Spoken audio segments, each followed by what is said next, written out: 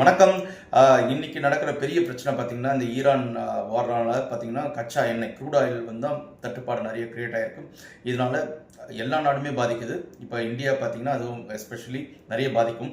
ஏன்னா வந்து பாப்புலேஷன் அதிகம். ஏன்னா கச்சா எண்ணெயிலேருந்து உருவாகிற பார்த்தீங்கன்னா, அந்த கேஸ், பெட்ரோலியம் இதெல்லாம் வந்து டெய்லி யூசேஜ் மக்கள் யூஸ் பண்ணுறது.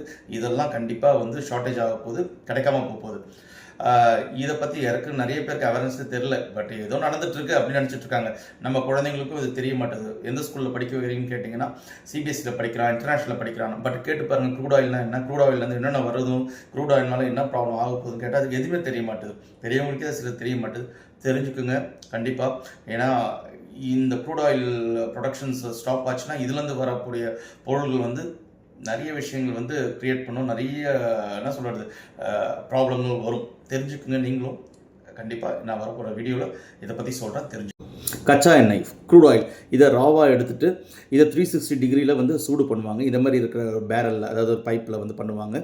அப்போ சூடு பண்ணும்போது இது வந்து நல்லா வந்து நிறைய வேப்பர் க்ரியேட் ஆகும். அதுக்கப்புறம் இதை கூல் பண்ணுவாங்க. கூல் பண்ண பிறகு இதை ஸ்டேஜ் வைஸாக வந்து பிரிப்பாங்க. இதில் மாலிகுல்ஸ் க்ரியேட் ஆகும். வந்து சாஃப்டானது மேலேயும் ஹார்டான மாலிகுல்ஸ் கீழே இருக்கும். இதை வந்து ஸ்டேஜ் வைஸ் பிரிப்பாங்க. ஃபஸ்ட்டு பெட்ரோலியம் கேஸ், அது வந்து பார்த்திங்கன்னா நம்மளோட இந்த வீட்டுக்கு யூஸ் பண்ணுற கேஸுக்கு யூஸ் ஆகும், ப்ரொடக்ஷன் பண்ணுவாங்க. நெக்ஸ்ட்டு கேசோலின், இது வந்து பார்த்திங்கன்னா பெட்ரோல் வந்து இதில் வந்து ப்ரொடக்ஷன் பண்ணுறாங்க.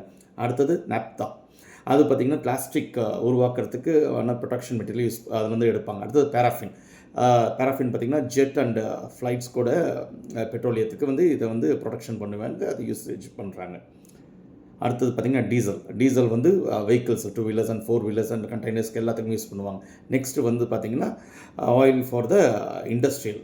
அடுத்தது லூப்ரிகேட்டிங் ஆயில் பார்த்திங்கன்னா வண்டியோட இன்ஜின் ஆயில்ஸ்க்கு வந்து இதுதான் யூஸ் பண்ணுவாங்க ப்ரொடக்ஷன் பண்ணி. அடுத்தது பிட்டுமென் பார்த்திங்கன்னா தார் ரோடு போடுறதுக்கு எல்லாமே இதில் தான் ப்ரொடக்ஷன் பண்ணுவாங்க.